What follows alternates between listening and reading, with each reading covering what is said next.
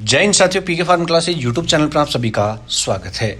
आज के इस वीडियो में हम बात करेंगे एम्स की ओर से सीआरई 2024 का नोटिफिकेशन जारी कर दिया गया है, जिसके बारे में डिटेल से बात करेंगे इस वीडियो में। और आप सभी को पता है, सबसे पहले हम आपको यहाँ पे फार्मा की हर एक अपडेट आपको प्रोवाइड करते हैं।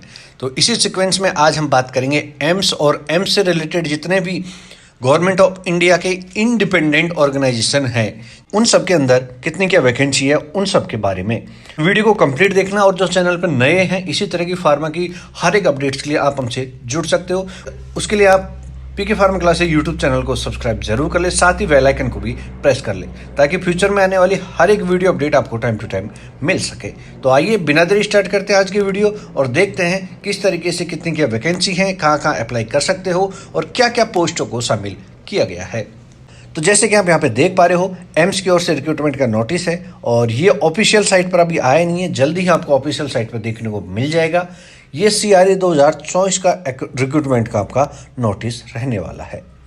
इसके अंदर ग्रुप बी और ग्रुप सी दोनों की पोस्टों को शामिल किया गया है। और जैसे कि हमने आपको पहले ही बताया, ये जो पोस्ट है सारी वो आपको autonomous body and independent organisation under government of India के अंदर जितनी भी ऑटोनोमस बॉडी या इंडिपेंडेंट ऑर्गेनाइजेशन, उन सब के अंदर ये वैकेंसी शामिल की गई है।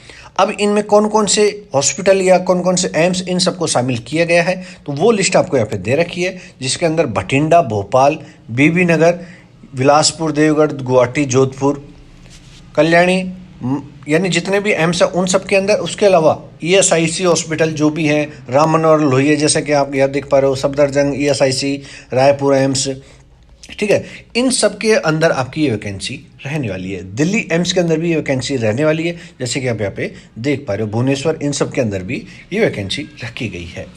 अब बात आती है कि ये कैसे क्या इनका एप्लीकेशन प्रोसेस होगा। तो एप्लीकेशन का जो प्रोसेस है वो आपका ऑनलाइन रहने वाला है। इनकी जो ऑफिशियल वेबसाइट है www.emsexams.aic.in, यहाँ से आप अपना फॉर्म फिल कर सकते हो, ठीक है। और फॉर्म की जो ऑनलाइन डेट है वो 25/9/2024 से 16/10/2024 रखी गई है। तो जल्द ही आपको ये ऑफिशियल नोटिफिकेशन देखने को मिल जाएगा इनकी जो ऑफिशियल वेबसाइट है उसके ऊपर। इसके बाद में बात करते हैं आपकी एज के रिलैक्सेशन के बारे में। तो एज रिलैक्सेशन जैसे कि आपको पता है, हर एक वैकेंसी के अंदर रहने वाला है। SC/ST को 5 साल का, OBC को 3 ईयर का और फिजिकल हैंडीकैप पर्सन जो है उनको 10 ईयर का एज रिलैक्सेशन यहाँ पे मिलता है। उसी सिक्वेंस में यहाँ पे आपको एज रिलैक्सेशन मिलेगा। और जो भी अदर कैटेगरी के हैं या फिर अदर कोई और ग्रुप से हैं, उनको यहाँ पे अलग अलग एज रिलैक्सेशन दे रखा है, तो वो आप यहाँ पे देख सकते हो। अब मेनली बात आती है SC/ST, OBC और EWS कैंडिडेट के लिए कि सर इनका जो एप्लीकेशन हम फिल करेंगे तो इसमें जो सर्टिफिकेट है वो कौन सा लगेगा। तो सबसे पहले मैं बता दूं, ये सेंट्रल गवर्नमेंट की वैकेंसी है, तो यहाँ पे आपका सेंट्रल का कास्ट सर्टिफिकेट ज़रूरी है। और ये आपका फाइनेंशियल ईयर 2024-25 का होना चाहिए, यानी 1/4/2024 से पहले का नहीं होना चाहिए। 1/4/2024 से पहले का अगर आपका है तो वो आपका वैलिड नहीं है इस वैकेंसी के लिए।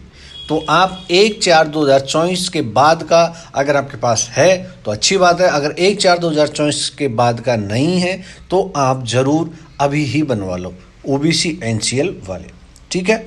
बाद में आपको कन्फ्यूजन रहेगा, लास्ट डेट नियर आ जाएगी, फिर आप फॉर्म फिल नहीं कर पाओगे। तो ये आपका सर्टिफिकेट की रिगार्डिंग बात हो गई। अगर इसके अलावा आपका जो सर्टिफिकेट है वो अगर पुराना है तो आपको अवॉइड करना होगा, अदरवाइज आपका जो एप्लीकेशन है वो रिजेक्ट हो सकता है। नेक्स्ट हम बात करते हैं एप्लीकेशन फीस की। तो एप्लीकेशन फीस जनरल और OBC कैंडिडेट के लिए 3,000 रुपये, वहीं SC/ST और EWS कैंडिडेट के लिए 2,400 रुपये रहने वाली है। फिजिकल हैंडीकैप पर्सन जो है उनको एग्जाम फीस के अंदर छूट दी गई है। डेट ऑफ एग्जामिनेशन और एग्जाम का सेंटर क्या रहने वाला है, तो यहाँ पे आपका वही CPT एग्जाम होगा। इस बार एग्जाम पैटर्न में भी बदलाव देखने को मिलेगा और ये एग्जाम आपकी 17 से 20 दिसंबर 2024 के बीच में हो सकती है। अभी इन्होंने टेंटेटिव एग्जाम शेड्यूल दे दिया है, तो आपका मेनली इसी तारीख को एग्जाम हो सकता है। इसके लिए आप प्रीवियस ईयर के एग्जाम पेपर हमारे यूट्यूब चैनल पर देख सकते हो। एम्स की प्लेलिस्ट बन रखी है वहाँ से, ठीक है। उसके अलावा जितने भी फार्मा के इंपॉर्टेंट एमसीक्यूज हैं, जनरल पार्ट के एमसीक्यूज हैं, क्योंकि यहाँ पे जनरल पार्ट भी आपका रहने वाला है, कितना क्या पोर्शन है वो वीडियो के आगे बात करेंगे, क्योंकि यहाँ पे सिलेबस के अंदर भी बदलाव देखने को मिलेगा। तो उसके लिए आप जितने भी हो सके एमसीक्यू सॉल्व करो, उसके लिए प्लेलिस्ट दे रखी है वहाँ से कर सकते हो। उसके अलावा आप प्रीवियस ईयर में जितने भी एग्जाम हुए हैं उनके भी एग्जाम पेपर जरूर सॉल्व करें। एडमिट कार्ड, इन सब की अगर बात करें तो एडमिट कार्ड आपके एग्जाम से पहले इनकी ऑफिशियल वेबसाइट से आप प्राप्त कर सकते हो। अब बात आती है आपकी एग्जामिनेशन शेड्यूल या फिर examination scheme and pattern syllabus के बारे में। तो जैसे कि हमने आपको बताया कि सिलेबस यहाँ पे आपका चेंज किया गया है। तो यहाँ पे आपके 100 मिनट के 100 क्वेश्चन होंगे और जिसके अंदर 25 क्वेश्चन आपके जनरल पार्ट के रहने वाले हैं। 25 क्वेश्चन जनरल पार्ट के अंदर आपका जनरल नॉलेज, एप्टीट्यूड और कंप्यूटर नॉलेज रहने वाला है। वही 75 क्वेश्चन आपकी डोमेन से रहने वाले हैं, यानी 25 जनरल पार्ट और 75 क्वेश्चन आपके फार्मेसी से रहने वाले हैं। मीडियम ऑफ एग्जामिनेशन, तो एग्जामिनेशन का मीडियम जैसे कि आपको पता है हर बार की तरह हिंदी और इंग्लिश दोनों रहने वाला है। बात करें यहाँ पे आपका क्वेश्चन की, तो एक क्वेश्चन 1 मार्क का रहने वाला है और कोई नेगेटिव मार्किंग नहीं रहने वाली। जैसे कि सीआरई 2023 के अंदर भी ये शेड्यूल था और 24 के अंदर भी आपको नेगेटिव मार्किंग नहीं है। लेकिन यहाँ पे सीआरई 2023 के अंदर 2 पेपर थे अलग अलग, यहाँ पे आपका एक ही पेपर रहने वाला है 25 और 75 के रेशियो में। अब बात आती है इसका जो प्रोसेस है रिक्रूटमेंट का, वो किस तरीके का रहने वाला है। तो सबसे पहले आपको इनवाइट किए गए ऑनलाइन एप्लीकेशन, फिर आपकी एग्जाम होगी, फिर आपका रिजल्ट आएगा। रिजल्ट के बाद में आपको स्किल टेस्ट अगर आपके लिए ज़रूरी है तो वो बुलाया जाएगा आपकी जिस पोस्ट के लिए। तो फार्मासिस्ट की मान ली बात करते हैं तो फार्मासिस्ट पोस्ट के लिए यहाँ पे आपका स्किल टेस्ट नहीं है, ठीक है। उसके बाद में आपका कौन से चॉइस भराई जाएगी, उसके बाद में चॉइस भराई जाएगी, चॉइस के बाद में आपका इंस्टीट्यूट की चॉइस भराई जाएगी, ठीक है। और फिर डॉक्यूमेंट्स वेरिफिकेशन के लिए बुलाया जाएगा और लास्ट में आपकी जॉइनिंग रहने वाली है। तो ये इन्फॉर्मेशन थी। इसके बाद में बात करते हैं अलग अलग पोस्टों के बारे में, क्या क्या एजुकेशन क्वालिफिकेशन है, एज लिमिट क्या है और कौन सी इंस्टीट्यूट के अंदर रहने वाली है। तो जैसे कि आप यहाँ पे देख पा रहे हो, असिस्टेंट डाइटिशियन की पोस्ट यहाँ पे शामिल की गई है। ऐसे बहुत सारी पोस्टों को यहाँ पे शामिल किया गया है। तो जैसे कि आप सभी को पता है, हम मेनली बात करते हैं फार्मेसी की। तो फार्मासिस्ट की कितनी क्या वैकेंसी है, इसके अलावा स्टोर कीपर की भी यहाँ पे वैकेंसी है, स्टोर कीपर ड्रग की, फार्मा केमिस्ट की और डिस्पेंसिंग अटेंडेंट, इन सारी पोस्टों को यहाँ पे शामिल किया गया है। तो मेनली हम बात करते हैं फार्मेसी के बारे में। इसके अलावा और बहुत सारी पोस्ट हैं तो वो आप यहाँ पे देख सकते हो जिसके लिए आप एलिजिबल रहने वाले हो।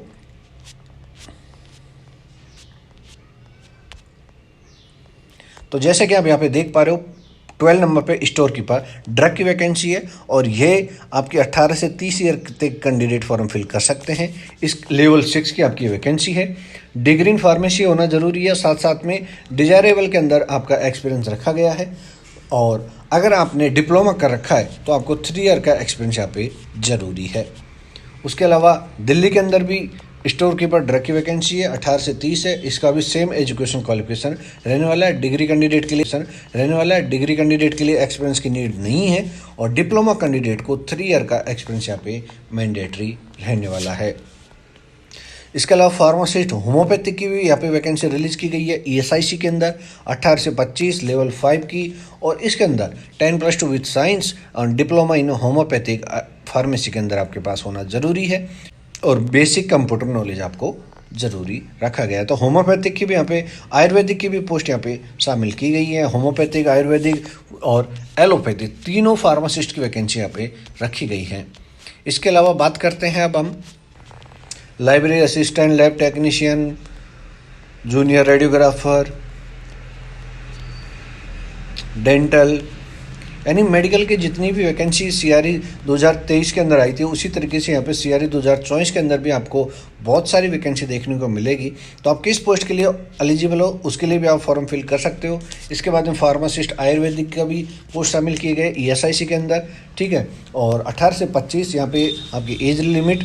और एजुकेशन क्वालिफिकेशन की बात करें तो डिप्लोमा इन आयुर्वेदिक फार्मेसी के अंदर आपका ज़रूरी है, या फिर आपने डिग्री कर रखी है तो भी आप यहाँ पे एलिजिबल रहने वाले हो। इसके बाद हम बात करते हैं आपकी जो फार्मासिस्ट की वैकेंसी है, फार्मा केमिस्ट की वैकेंसी है, डिस्पेंसिंग अटेंडेंट की है, ठीक है, उन सब के बारे में।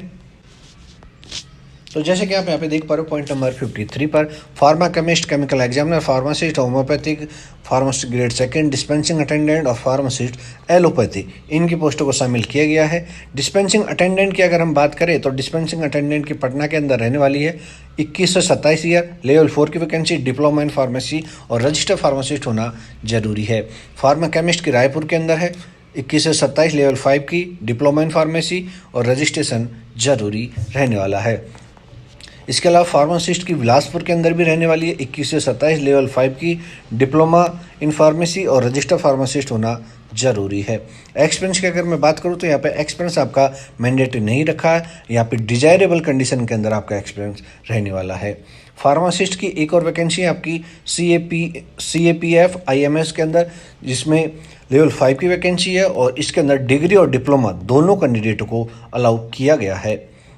उसके अलावा फार्मासिस्ट की दिल्ली के अंदर भी रहने वाली है 18 से 30, लेवल 5 की, और यहाँ पे डिग्री और डिप्लोमा विथ रजिस्टर्ड फार्मासिस्ट होना जरूरी है। इसके अलावा फार्मासिस्ट की सफदरगंज हॉस्पिटल जो दिल्ली के अंदर है उसके अंदर भी वैकेंसी रहने वाली है, लेवल 5 की है, और डिप्लोमा इन फार्मेसी और रजिस्ट्रेशन आपका मैंडेटरी रहने वाला है। ESIC के अंदर फार्मासिस्ट की नंबर ऑफ वैकेंसी काफ़ी है और ये 18 से 32 साल तक के है, लेवल 5 की वैकेंसी है। इसके लिए डिप्लोमा और डिग्री दोनों कैंडिडेट एलिजिबल है, साथ ही रजिस्टर्ड फार्मासिस्ट होना जरूरी है। फार्मासिस्ट ग्रेड सेकंड जोधपुर के अंदर भी आपकी वैकेंसी रहने वाली है, लेवल 5 की वैकेंसी है, डिप्लोमा इन फार्मेसी और रजिस्टर्ड फार्मासिस्ट होना जरूरी है। वहीं पटना एम्स के अंदर भी आपकी वैकेंसी है, डिप्लोमा इन फार्मेसी और रजिस्टर्ड फार्मासिस्ट होना जरूरी है। तो ये आपकी फार्मासिस्ट की पोस्ट है, ठीक है। 9 जगह आपकी फार्मासिस्ट की पोस्ट रहने वाली है और इन सभी जगह कितनी क्या वैकेंसी है उसके बारे में हम बात करेंगे, ठीक है। अलग अलग कैटेगरीज वाइज आपको यहाँ पे वैकेंसी दिया गया है कि कौन सी कैटेगरी के अंदर कितनी क्या वैकेंसी है, कौन कौन से रीजन के अंदर, तो उसके बारे में वीडियो के आखिर में हम बात करेंगे। उसके अलावा और कोई पोस्ट अगर है तो वो देख लेते हैं। जैसे कि यहाँ पे आपके मैकेनिकल ऑपरेटर, ये सब आपको काम की है नहीं, ये आपकी टेक्निकल संबंधित पोस्टें हैं, ठीक है। अगर कोई आपका साथी, आपका कोई भाई अगर वो कर रखा है इससे कोई डिग्री डिप्लोमा, तो वो आप यहाँ पे देख सकते हो। तो जैसे कि हमने बताया आपको, ये आपकी कैटेगरी वाइज आपकी वैकेंसी डिवाइड की गई है। तो मेनली हम बात करते हैं फार्मेसी की, तो फार्मासिस्ट की वैकेंसी भी है। इसके अलावा ड्रग स्टोर कीपर की भी आपकी 2 वैकेंसी हैं, जिसके अंदर drug store keeper CAPF IMS के अंदर और दिल्ली के अंदर। तो इसके अंदर टोटल वैकेंसी 3 है और 1 दिल्ली के अंदर है, यानी कुल मिला के अगर बात करें तो 4 वैकेंसी आपकी स्टोर कीपर ड्रग की रहने वाली है। फार्मासिस्ट होम्योपैथी की अगर बात करें तो फार्मासिस्ट होम्योपैथी के अंदर आपकी 12 वैकेंसी रहने वाली है और वो है आपकी ESIC के अंदर। इसके बाद में बात करते हैं आपकी लैब अटेंडेंट, हॉस्पिटल अटेंडेंट, इन सब के बारे में भी यहाँ पे वैकेंसी आई हुई है। OT असिस्टेंट की भी वैकेंसी आई हुई है ESIC के अंदर।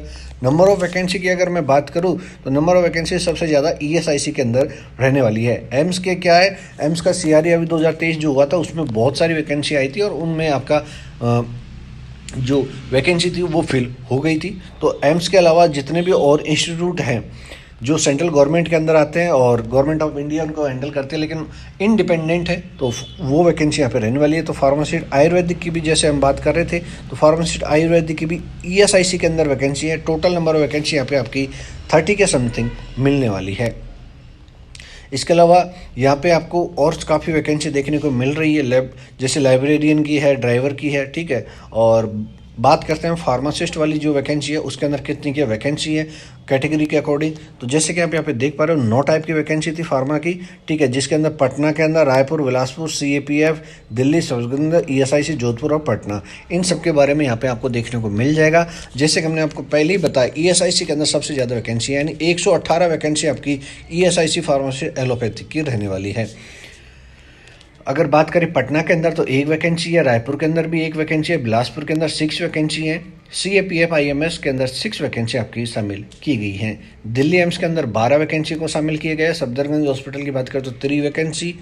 उसके बाद में फार्मासिस्ट ग्रेड सेकंड की जोधपुर के अंदर भी 3 वैकेंसी रहने वाली है और पटना के अंदर आपकी 9 वैकेंसियों को शामिल किया गया है। तो ये आपकी कैटेगरी के अकॉर्डिंग कितनी क्या वैकेंसी है उसके बारे में बात कर ली। और फॉर्म जल्दी ही आपके फिल होने वाले हैं। ऑफिशियल नोटिफिकेशन आपको जल्द ही इनकी जो ऑफिशियल वेबसाइट है वहाँ पे देखने को मिल जाएगा। तो इसी तरह की फार्मा की हर एक अपडेट्स के लिए बने रहे हमारे साथ। मिलते हैं नेक्स्ट अपडेट में, तब तक के लिए जय हिंद, जय भारत, राम राम सा।